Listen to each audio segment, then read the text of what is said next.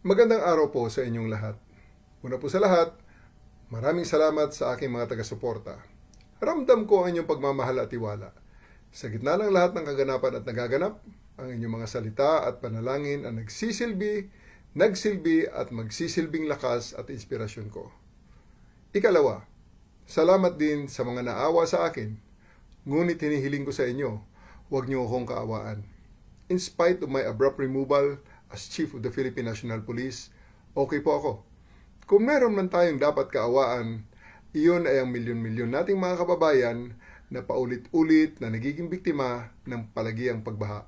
Sila ang tunay na nangangailangan ng tulong at kalinga sa panahon ngayon, sapagkat hindi naman sila ang dapat laging nagdudusa at naghihirap tuwing tagulan. Ikatlo, inuulit ko na wala akong sama ng loob sa ating Pangulo. Nauunawaan ko na kailangan niyang gumawa ng mga mabibigat na desisyon at ang pagkaalis ko bilang Chief of the Philippine National Police ay isa lamang sa mga ito. Pulis pa rin naman ako and I serve and I still continue to serve at the pleasure of the President and of our country. Mabuhay po tayong lahat, mabuhay ang bagong Pilipinas.